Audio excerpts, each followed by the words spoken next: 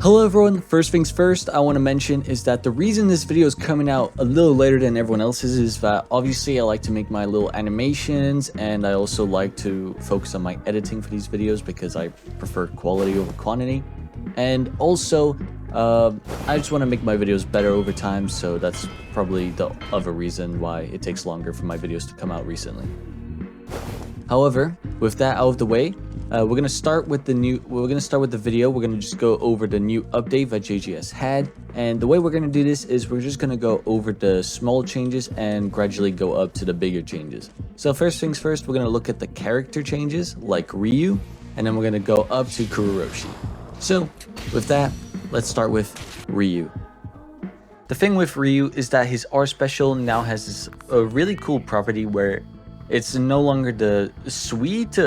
Instead, you're given like a healing usage, which is kind of good because with Ryu, if you didn't know, the lower health when you reach. And for his new move that they added, we have You Were Invited, which if you hold it entirely, then you can punch blocks or walls at people. And basically what this does is that it drags them away, and it's always a set amount because for some reason it just moves through buildings as you saw there, so there's really nothing to stop it. So when you're at the edge of the map, you basically have a win con, where if you basically just land this one time, then they're cooked. There's nothing they can do. Because as you can see there, he's just moving through the buildings, and it's kind of unfair, but like it's really cool as well. I really like what they did with Ryu. It's really nice. Sweet! Thank you, Ryu. I do think it's sweet. Next things next, we got the defense attorney. However, this one requires another person, so I actually got my friend Blankster to come on here. Make sure to subscribe to his channel. It's now Man Fedora, so go over there and subscribe to him. His channel will be linked in the description below. However, with that out of the way, I'm just going to go into the clip where me and him are checking out for all the updates. So I'm just going to show you the Higuruma section, so yeah. So the first thing we added for Higuruma, so like if you're midair, like what I can do is I can use my third move, and it does the old variant of like the thing when you're in the air. It's really good for runners. So like if you were like, say if you're like running on the wall, like do that. Like I can just pull you. Oh, what the flip? It's blockable, right? Though. No, it's unblockable. What? It's like so like Higuruma is just really good for runners now. Are you serious? So then the 4 move got like a ton of changes. So like the 4 move, if you use the 4 move and then use the second move, it does that to guard break. And then if you use they added that too. That's for the 1 move. And then I think there's a 3rd one. I see. That's pretty much what they added for Higuruma. They didn't add that much, but it just made it so where he's more like guard break, you know? Like you know, he only has 1 guard break. Stop, bro! Alright, okay, now that we're done with the smaller section of the video with the smaller updates with Higuruma and Ryu, I think it's time to go into the much bigger section, which is the Yuta rework and Kururoshi. I'm going to start with the Yuta rework, so if you guys really want to go see Kururoshi, then just skip to this part of the video. However, now I'm just going to go for Yuta.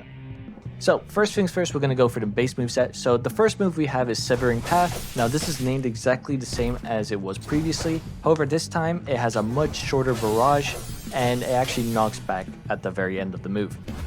Now, this move replaced the last teleporting move that we had, where the character, aka Yuta, kind of just teleports in front of the player and hits them. Now, you can actually tap this twice, because it will do a Black Flash if you do it a second time. And using the Black Flash variant, you can bypass blocks, so I really recommend using that one in that regard. Now next we have Outburst. This is a mini Getsuga Tensho move, where if you charge it up a little bit, then you're able to bypass block. However, if you just use it preemptively, then it can't. This is very similar to Mei's move. However, with this one, you can't bypass block after the first half.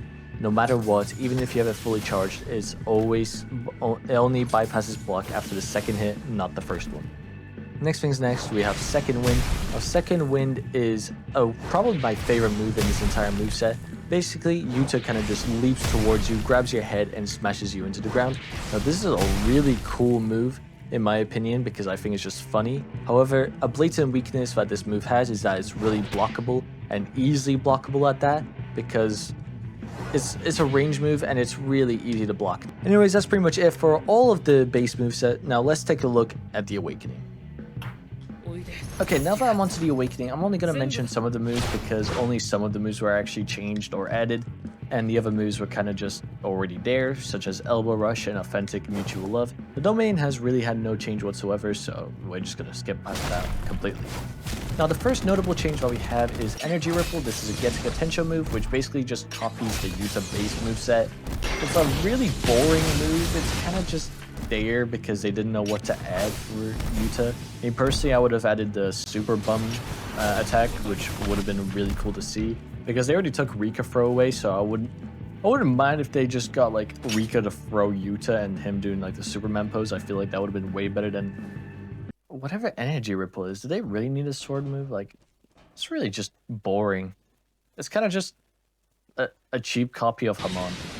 Now we have Rika's part of the Awakening moveset. Now we have True Love Beam, which was added to Rika's moveset. However, True Love Beam has basically stayed the same. There's really nothing changed to it, so we can just skip past that. Now we have Rika Downslam, which is the exact same move that Rika used on Ryu back when Yuta and Ryu had their final stand. Now for the last move, this is probably the main reason why a lot of people like the new rework, and that is Copy Wheel. Now, Copy Wheel is basically a move that essentially allows you to copy other people's abilities, like Granite Blast from Ryu. Now, the way this works is that you use Elbow Rush on a said target. If you land it successfully, then you basically steal their move. So when you go into the Copy Wheel, you're able to click their move on the wheel, and then you should be able to go into Copy, and it will say on the text whether the move is what you picked or it's still cursed speech. Or click Copy, you should just use the move. This is pretty much it for Yuta's entire moveset. I actually just kind of prefer the base moveset rework rather than the Awakening one. The Awakening one seemed kind of lazy, except for maybe the arm that they added to the Yuta Awakening animation, but that's pretty much just it. There's really nothing cool. I mean, I guess the copy ability is cool and maybe the domain expansion, but the domain expansion was already here. They didn't really change that. So yeah, I guess that's pretty much it for the Yuta moveset. So I kind of enjoyed it. I have a 50-50 feeling about it, but I feel like overall it was very well made. One thing I will never defend is Energy Ripple. That move is actually complete buns. Oh yeah, smart. I think it's the ultimate R, I think. I don't know.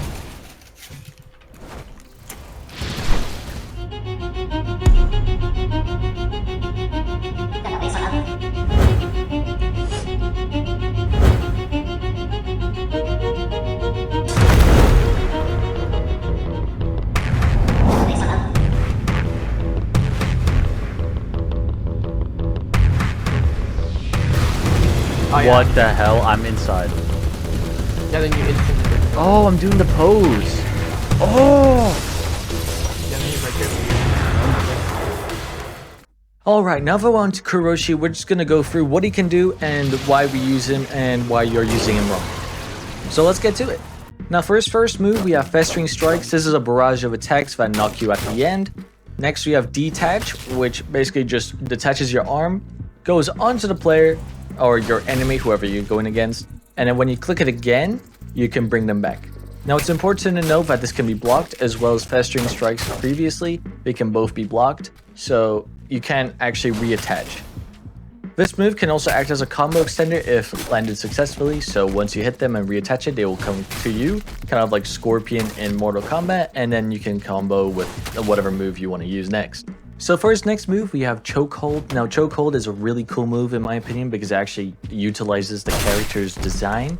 Now, you guys may have noticed Kuroshi actually has 4 arms. Now this actually plays into Chokehold because while he has his 2 arms to block, he can actually use Chokehold with his other 2 arms. So it actually makes it so that you don't even have to M1 trait to actually win battles.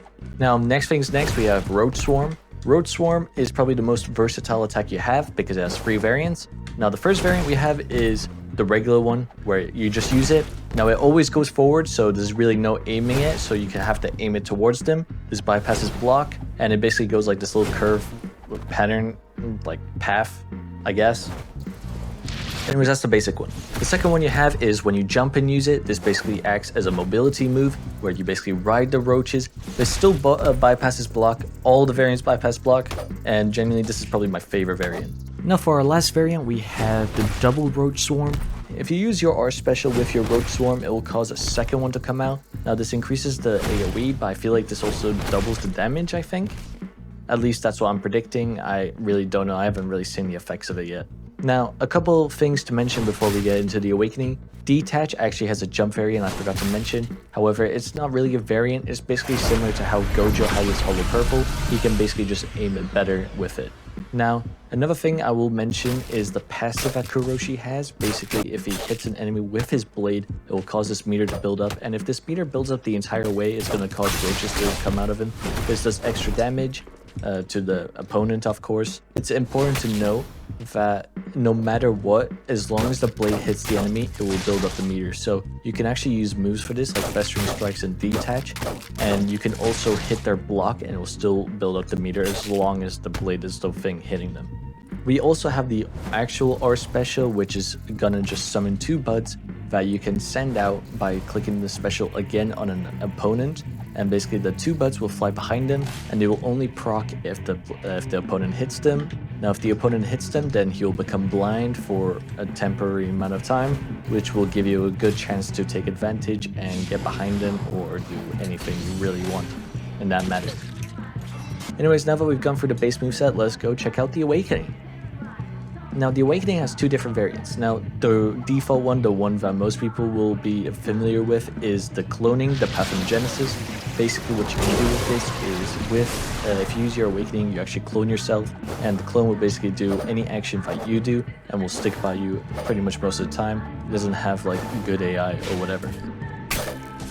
Now this clone can actually be spammed up until 8 times, so using awakening 3 times will be up 8. For every awakening you do, your clone actually spawns another clone. Now what happens after you reach the max amount, which is 8, if I didn't clarify? You actually use your other awakening, which is, I actually don't know if it has a name, but basically spawns in 2 tornadoes. That's pretty much it, but I also want to mention one thing, even though you guys already saw this earlier, you can actually use the variant to actually enter another person's domain and break it. Now the way you can use this without having to go through all your clones, you can actually use your R special along with the awakening to actually proc this one instead of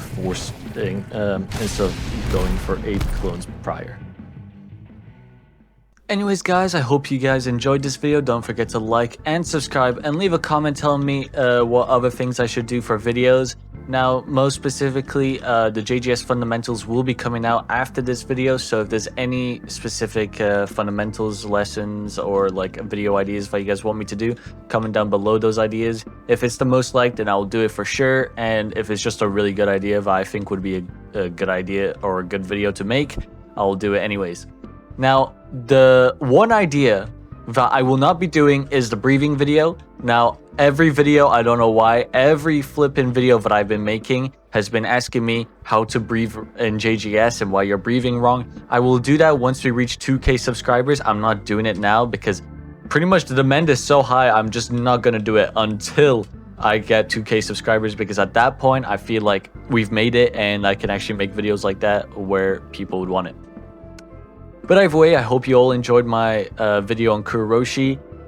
We can be doing character fundamentals if you guys really want to. I could go through a specific character. Just comment down below a specific character that you guys actually want me to go through, because I've made a poll on it and it looks like a lot of you actually want to see a video where I go through a character and why you're using them wrong. So I'm not against doing that either.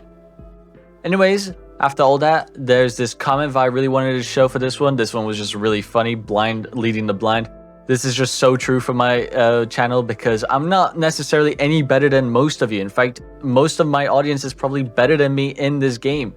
I just enjoy making these videos, and it seems like you guys do too, considering you guys actually still stick around and actually bother commenting, liking, and subscribing to my channel.